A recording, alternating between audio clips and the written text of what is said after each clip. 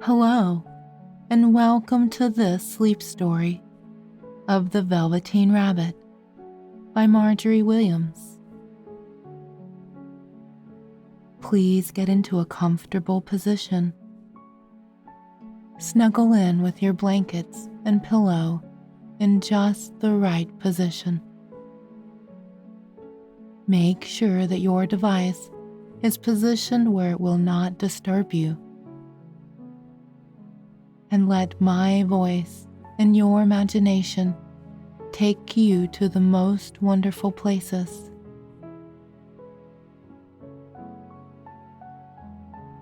There once was a Velveteen Rabbit, and in the beginning, he was really splendid. He was fat and bunchy, as a rabbit should be. His coat was spotted brown and white. He had real thread whiskers, and his ears were lined with pink satin. On Christmas morning, when he sat wedged in the top of the boy's stocking, with a sprig of holly between his paws, the effect was charming.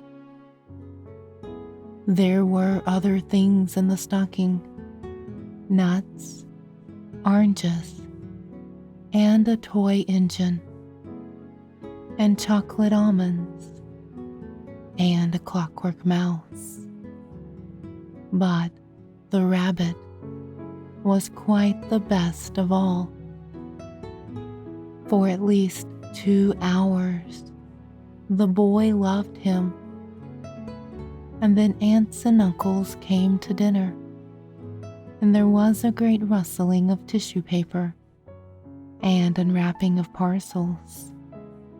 And in the excitement of looking at all the new presents, the Velveteen Rabbit was forgotten. For a long time, he lived in the toy cupboard or on the nursery floor, and no one thought very much about him. He was naturally shy, and being only made of velveteen, some of the more expensive toys quite snubbed him. The mechanical toys were very superior and looked down on everyone else. They were full of modern ideas and pretended they were real. The model boat, who had lived through 2 seasons and lost most of his paint, caught the tone from them and never missed an opportunity of referring to his rigging in technical terms. The rabbit could not claim to be a model of anything, for he didn't know that real rabbits existed. He thought they were all stuffed with sawdust like himself, and he understood that sawdust was quite out of date and should never be mentioned in modern circles. Even Timothy, the jointed wooden lion who was made by the disabled soldiers and should have had broader views, put on airs and pretended he was connected with government. Between them all, the poor little rabbit was made to feel himself very insignificant and commonplace. The only person who was kind to him at all was the skin horse. The skin horse had lived longer in the nursery than any of the others. He was so old that his brown coat was bald in patches and showed the seams underneath, and most of the hairs in his tail had been pulled out to string bead necklaces. He was wise, for he had seen a long succession of mechanical toys arrive to boast and swagger, and by break their mainsprings and pass away, and he knew that they were only toys and would never turn into anything else. For nursery magic is very strange and wonderful, and only those playthings that are old and wise and experienced, like the skin horse, understand all about it. "What is real?" asked the rabbit one day, when they were lying side by side near the nursery fender before Nana came to tidy the room. "Does it mean having things that buzz inside you and a stick-out handle?" "Real isn't how you are made," said the skin horse. "It's a thing that happens to you.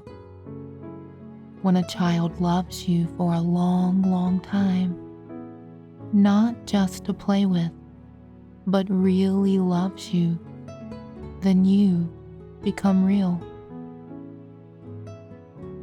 "Does it hurt?" asked the rabbit. "Sometimes," said the skin horse, for he was always truthful.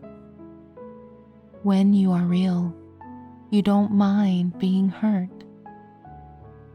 "Does it happen all at once, like being wound up?" he asked, "or bit by bit?" "It doesn't happen all at once," said the skin horse. "You become. It takes a long time. That's why it doesn't happen often to people who break easily, or have sharp edges, or who have to be carefully kept. Generally, by the time you are real, most of your hair has been loved off, and your eyes drop out, and you get loose in the joints and very shabby. But these things don't matter at all, because once you are real, you can't be ugly, except to people who don't understand." "I suppose you are real," said the rabbit. And then he wished he had not said it, for he thought the skin horse might be sensitive. But the skin horse only smiled. "The boy's uncle made me real," he said. "That was a great many years ago. But once you are real, you cannot become unreal again. It lasts for always." The rabbit sighed. He thought it would be a long time before this magic called real happened to him. He longed to become real, to know what it felt like, and yet the idea of growing shabby and losing his eyes and whiskers was rather sad. He wished that he could become it without these uncomfortable things happening to him. There was a person called Nana who ruled the nursery. Sometimes she took no notice of the playthings lying about, and sometimes, for no reason whatever, she went swooping about like a great wind and hustled them away in cupboards. She called this tidying up, and the playthings all hated it, especially the tin ones. The rabbit didn't mind it so much, for wherever he was thrown, he came down soft. One evening, when the boy was going to bed, he couldn't find the china dog that always slept with him. Nana was in a hurry, and it was too much trouble to hunt for china dogs at bedtime. So she simply looked about her, and seeing that the toy cupboard door stood open, she made a swoop. "Here," she said, take your old bunny. He'll do to sleep with you." And she dragged the rabbit out by one ear and put him into the boy's arms. That night, and for many nights after, the Velveteen Rabbit slept in the boy's bed. At first, he found it rather uncomfortable, for the boy hugged him very tight, and sometimes he rolled over on him, and sometimes he pushed him so far under the pillow that the rabbit could scarcely breathe. And he missed, too, those long moonlight hours in the nursery when all the house was silent, and his talks with the skin horse. But very soon he grew to like it, for the boy used to talk to him and made nice tunnels for him under the bedclothes that he said were like the burrows the real rabbits lived in. And they had splendid games together in whispers when Nana had gone away to her supper and left the nightlight burning on the mantelpiece. When the boy dropped off to sleep, the rabbit would snuggle down close under his little warm chin and dream, with the boy's hands clasped around him all night long. And so time went on, and the little rabbit was very happy. So happy that he never noticed how his beautiful velveteen fur was getting shabbier and shabbier, and his tail becoming unsewn, and all the pink rubbed off his nose, where the boy had kissed him. Spring came, and they had long days in the garden, for wherever the boy went, the rabbit went too. He had rides in the wheelbarrow, and picnics on the grass, and lovely fairy huts built for him under the raspberry canes behind the flower border.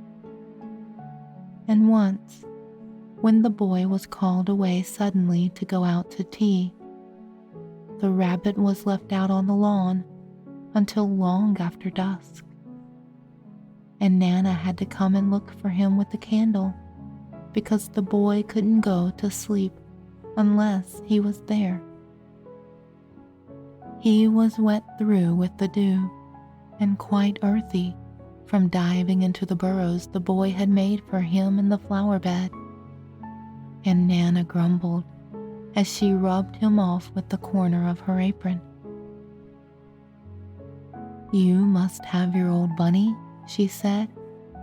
"Fancy all that fuss for a toy." The boy sat up in bed and stretched out his hands. "Give me my bunny," he said. "You mustn't say that. He isn't a toy. He's real." When the little rabbit heard that, he was happy, for he knew that what the skin horse had said was true at last. The nursery magic had happened to him, and he was a toy no longer. He was real. The boy himself had said it. That night, he was almost too happy to sleep, and so much love stirred in his little sawdust heart that it almost burst. And into his boot-button eyes that had long ago lost their polish, there came a look of wisdom and beauty, so that even Nana noticed it next morning when she picked him up and said, "I declare, if that old bunny hasn't got quite a knowing expression." That was a wonderful summer.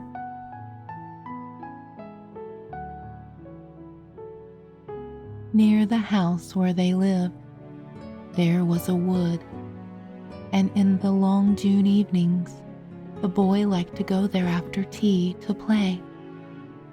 He took the Velveteen Rabbit with him, and before he wandered off to pick flowers or play at the brigands among the trees, he always made the rabbit a little nest somewhere among the bracken, where he would be quite cozy, for he was a kind-hearted little boy, and he liked Bunny to be comfortable.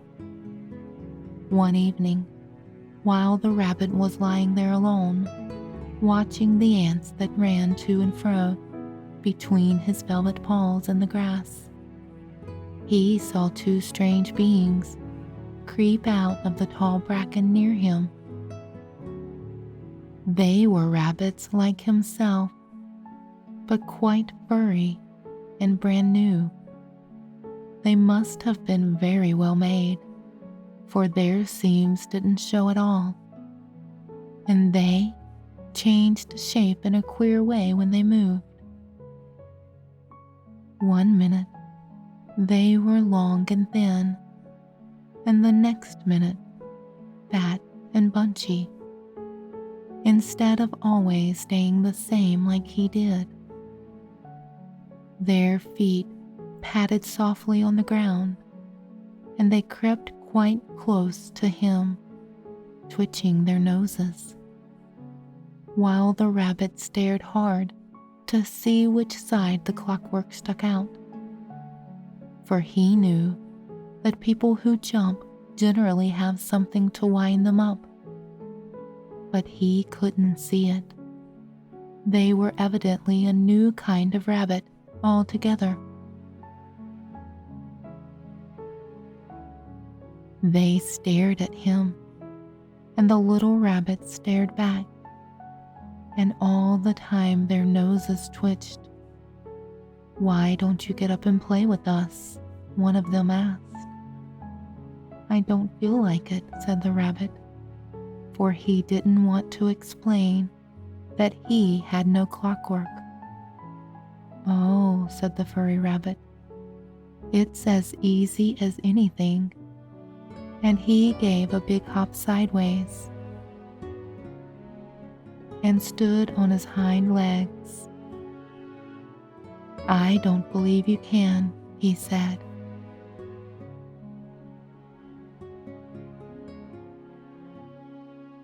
"I can," said the little rabbit. "I can jump higher than anything." He meant when the boy threw him, but of course he didn't want to say so. "Can you hop on your hind legs?" asked the furry rabbit. That was a dreadful question, for the Velveteen Rabbit had no hind legs at all. The back of him was made all in one piece, like a pincushion. He sat still in the bracken and hoped that the other rabbits wouldn't notice. "I don't want to," he said again. But the wild rabbits have very sharp eyes, and this one stretched out his neck and looked. "He hasn't got any hind legs," he called out. "Fancy a rabbit without any hind legs," and he began to laugh. "I have," cried the little rabbit. "I have got hind legs. I am sitting on them." "Then stretch them out and show me like this," said the wild rabbit, and he began to whirl round and dance till the little rabbit got quite dizzy. "I don't like dancing," he said. "I'd rather sit still." But all the while he was longing to dance, for a funny new tickling feeling ran through him, and he felt he would give anything in the world to be able to jump about like these rabbits did. The strange rabbit stopped dancing and came quite close. He came so close this time that his long whiskers brushed the Velveteen Rabbit's ear, And then he wrinkled his nose suddenly and flattened his ears and jumped backwards. "He doesn't smell right," he exclaimed.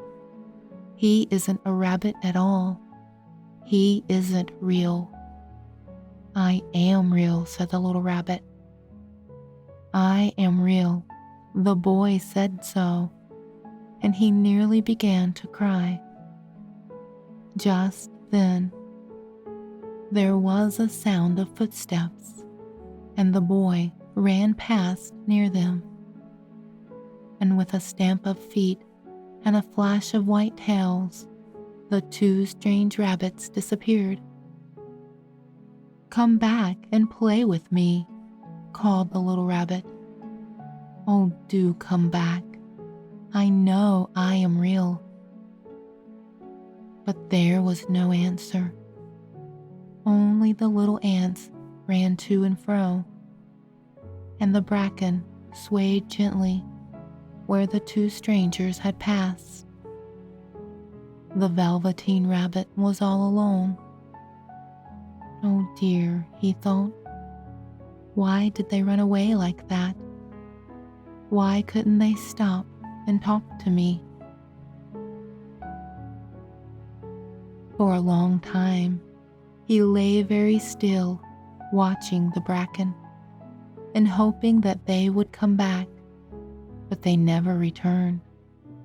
And presently, the sun sank lower, and the little white moths fluttered out, and the boy came and carried him home. Weeks passed, and the little rabbit grew very old and shabby, but the boy loved him just as much.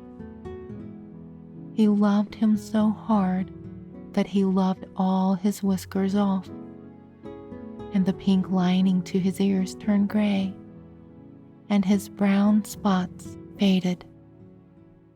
He even began to lose his shape, and he scarcely looked like a rabbit anymore, except to the boy. To him, he was always beautiful, and that was all that the little rabbit cared about. He didn't mind how he looked to other people, because the nursery magic had made him real. And when you are real, shabbiness doesn't matter. And then one day, the boy was ill. His face grew very flushed, and he talked in his sleep, and his little body was so hot that it burned the rabbit when he held him close. Strange people came and went in the nursery, and a light burned all night. And through it all, the little Velveteen Rabbit lay there, hidden from sight under the bedclothes. He never stirred, for he was afraid that if they found him, someone might take him away, and he knew that the boy needed him. It was a long, weary time, for the boy was too ill to play, and the little rabbit found it rather dull with nothing to do all day long. But he snuggled down patiently and looked forward to the time when the boy should be well again, and they would go out in the garden amongst the flowers and the butterflies and play splendid games in the raspberry thicket like they used to. All sorts of delightful things he planned, and while the boy lay half asleep, he crept up close to the pillow and whispered them in his ear. And presently the fever turned, and the boy got better. He was able to sit up in bed and look at picture books, while the little rabbit cuddled close at his side. And one day, they let him get up and dress. It was a bright, sunny morning, and the windows stood open wide. They had carried the boy out onto the balcony, wrapped in a shawl, and the little rabbit lay tangled up among the bedclothes, thinking. The boy was going to the seaside tomorrow. Everything was arranged, and now it only remained to carry out the doctor's orders. They talked about it all, while the little rabbit lay under the bedclothes, with just his head peeping out, and listened. The room was to be disinfected, and all the books and toys that the boy had played with in bed must be burnt. Hooray, thought the little rabbit. Tomorrow we shall go to the seaside, for the boy had often talked of the seaside, and he wanted very much to see the big waves coming in, and the tiny crabs, and the sand castles. Just then, Nana caught sight of him. "How about his old bunny?" she asked. "That?" said the doctor. "Why, it's a mass of scarlet fever germs. Burn it at once." "What? Nonsense. Get him a new one. He mustn't have that anymore." And so the little rabbit was put into a sack with the old picture books and a lot of rubbish, and carried out to the end of the garden behind the fowl house.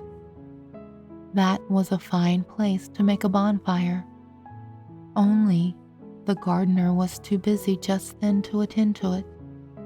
He had the potatoes to dig and the green peas to gather, but next morning he promised to come quite early and burn the whole lot.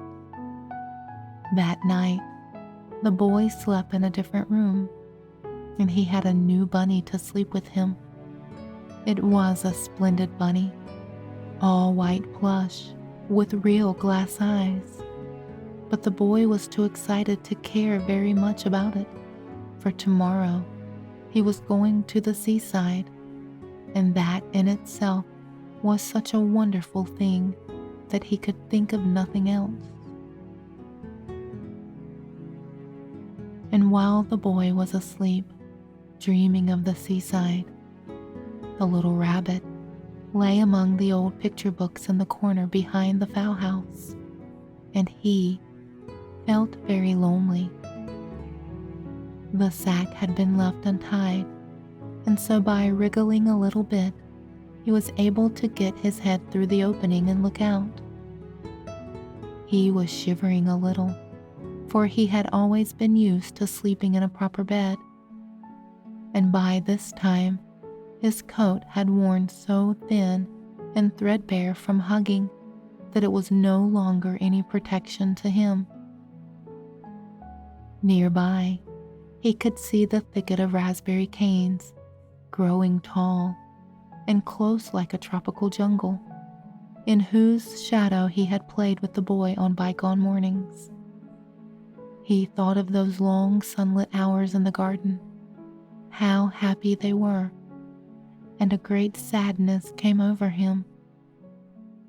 He seemed to see them all pass before him, each more beautiful than the other. The fairy huts in the flower bed, the quiet evenings in the wood when he lay in the bracken, and the little ants ran over his paws. The wonderful day when he first knew that he was real. He thought of the skin horse, so wise and gentle, and all that he had told him. Of what use was it to be loved and lose one's beauty and become real if it all ended like this? And a tear, a real tear, trickled down his little shabby velvet nose and fell to the ground.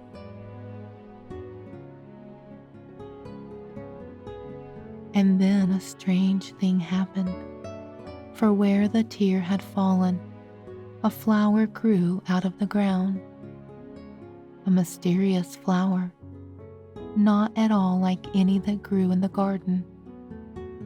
It had slender green leaves, the color of emeralds, and in the center of the leaves a blossom like a golden cup. It was so beautiful that the little rabbit forgot to cry. He just lay there watching it, and presently the blossom opened, and out of it there stepped a fairy. She was quite the loveliest fairy in the whole world. Her dress was of pearl and dewdrops, and there were flowers round her neck and in her hair, and her face was like the most perfect flower of all. And she came close to the little rabbit and gathered him up in her arms and kissed him on his velveteen nose that was all damp from crying. "Little rabbit," she said, "don't you know who I am?" The rabbit looked up at her, and it seemed to him that he had seen her face before, but he couldn't think where. "I am the nursery magic fairy," she said. "I take care of all the playthings that the children have loved. When they are old and worn out, and the children don't need them anymore, then I come and take them away with me and turn them into real." "Wasn't I real before?" asked the little rabbit. "You were real to the boy," the fairy said, "because he loved you. Now you shall be real to everyone." And she held the little rabbit close in her arms and flew with him into the wood. It was light now, for the moon had risen, and all the forest was beautiful, and the fronds of the bracken shone like frosted silver. In the open glade between the tree trunks, the wild rabbits danced with their shadows on the velvet grass. But when they saw the fairy, they all stopped dancing and stood around in a ring to stare at her. "I've brought you a new playfellow," the fairy said. "You must be very kind to him and teach him all he needs to know in Rabbitland, for he is going to live with you forever and ever." She kissed the little rabbit again and put him down in the grass. "Run and play, little rabbit," she said. But the little rabbit sat quite still for a moment and never moved, for when he saw all the wild rabbits dancing around him, he suddenly remembered about his hind legs, and he didn't want them to see that they were made all in one piece. He did not know that when the fairy kissed him the last time, she had changed him altogether.